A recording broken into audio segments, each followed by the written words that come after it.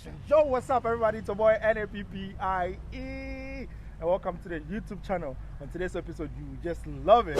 As you see, this fine gentleman here has arrived in Ghana. It's not his first time, it's not his second time. It is his third time, and he's enjoying himself as well as I am. Thank you so much, Mr. Prince, for coming to Ghana. Yo, thank you for having me. Thank you. I'm super happy you are here. Finally, like we've been talking every day, and he's like, yo, bro, I'm coming. And today, he's here. Shout out to him. And to those who are in Nigeria right now, protesting, we are with you. Please do well to do your best and have your peace of mind, because the SARS unit is actually they are not putting things in place for you.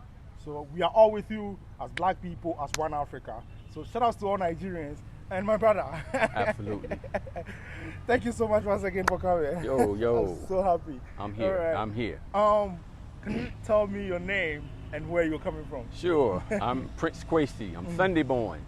Originally from North Carolina. Right. Lived in D.C. Actually, I live a lot of places. Up until recently, I was living in Washington, D.C. before I exited Babylon to come home to Ghana.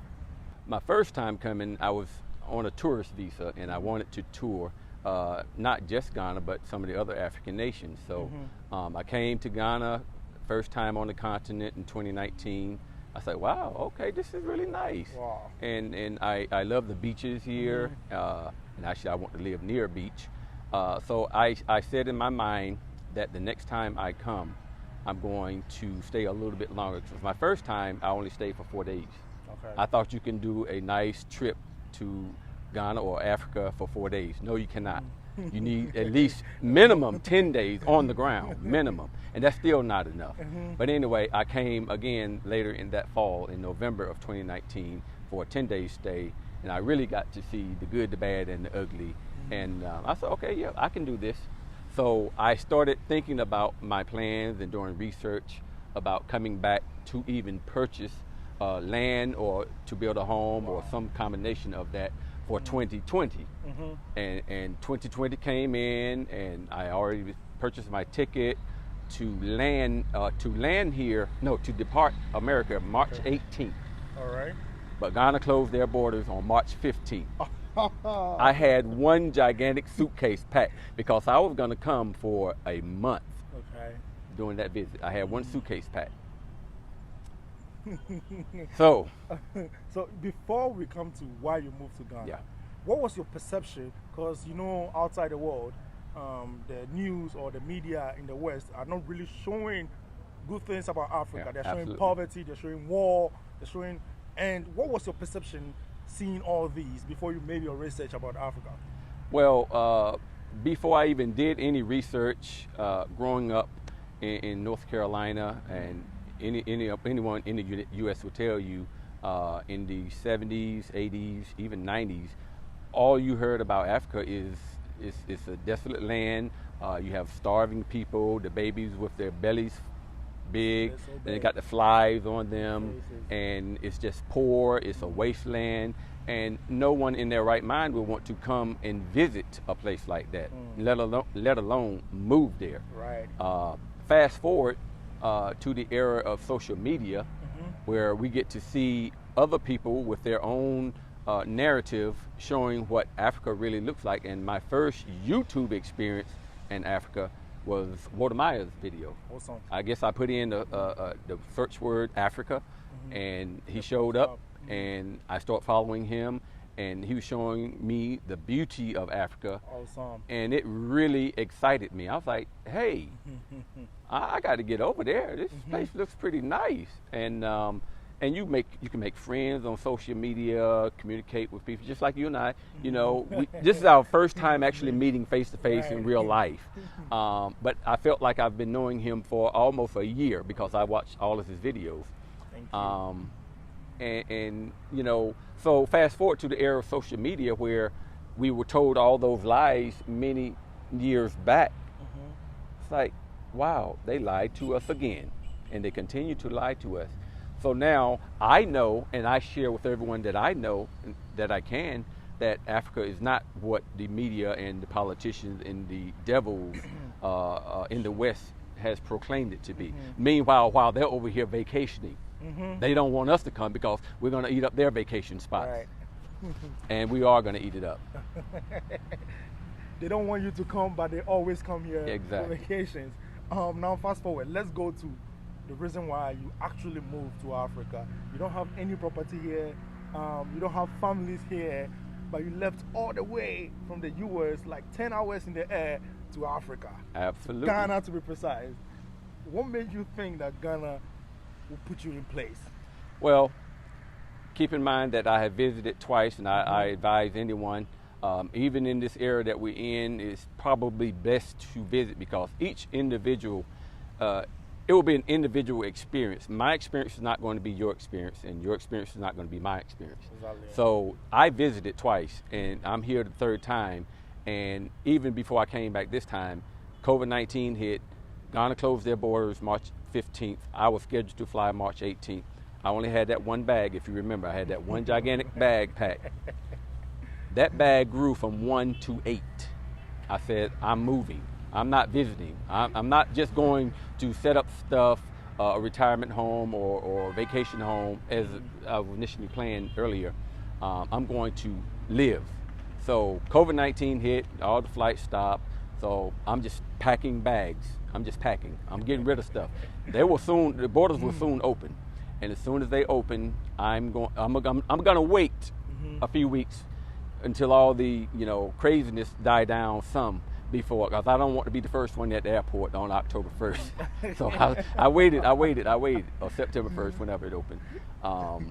And what really fueled my decision to actually move in March, because that's when I made up my mind. Right. I made up my mind in March, is the COVID-19 and all the craziness. Yeah, that was crazy, but that probably wasn't a strong enough reason. However, with the political climate in the United States and in the West, that helped speed up my relocation, repatriation to Ghana. Awesome. And I chose Ghana because my research and my visit here shows that this is a very stable economy, stable government, and my previous visits here, I felt at home, and I currently feel at home. So Awesome. People ask me, well, how do I feel? I feel like I just moved from North Carolina to maybe Texas. There's no difference. Not to me, because Wow. I've been here before. Wow. I already shedded my tears during the first visit and kissed the ground. I'll bring up that video soon. All right. So we're always promoting Africa in a positive way, but sometimes there are challenges. So your first time, your second time, and your third time here, you've been here for a week now for the third time. Yes.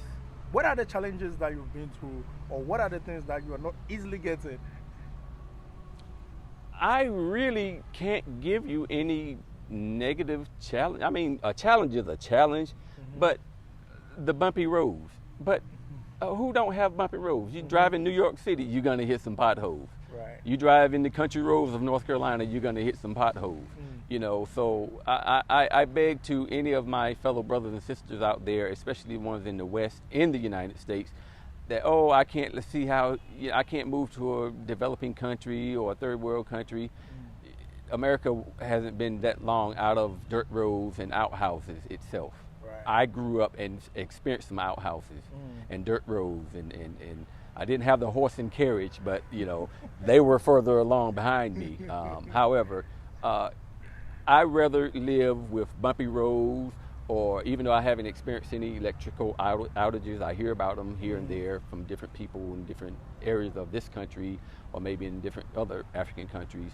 I'd rather deal with all of that than to deal with the vicious hate that comes from those people in the West. It's just a fact. It's just a fact.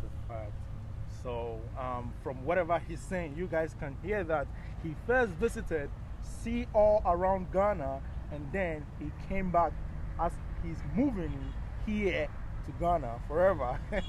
So if you are coming to Ghana, if you want to move, you want to transit, please visit first. Yes. Don't just pick your bags and come.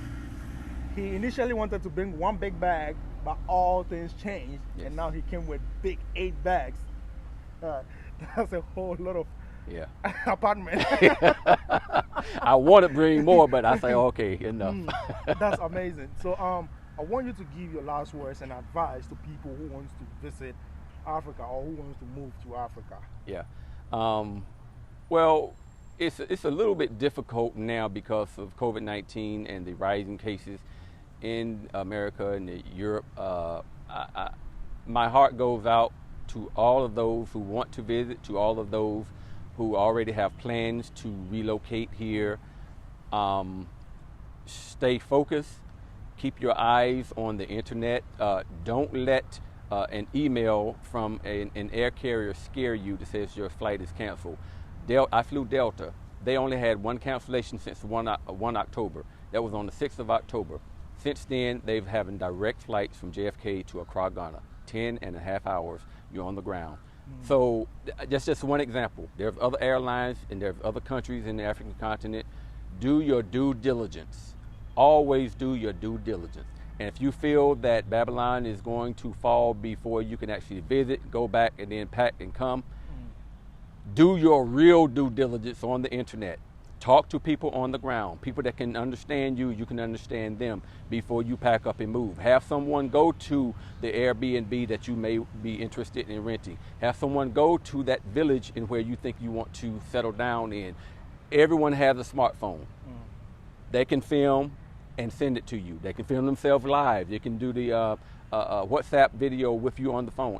I use it all the time when I was in America, using WhatsApp, video calls and text messages and phone calls. So don't operate in the dark and by yourself. If you have not been on the continent before, do your due diligence. All right, do your due diligence. Absolutely. So guys, if it's your first time being here, please don't forget to subscribe, hit a like button, share to your family and friends. And he has a YouTube channel. You guys should go ahead and subscribe to his channel. What's the channel? Just Prince Kwesi. That is it, Prince Kwesi. PRINCE space KWASSI. Yep. That's amazing. So guys, we are going to catch you on the other side. Peace. Peace out. All right.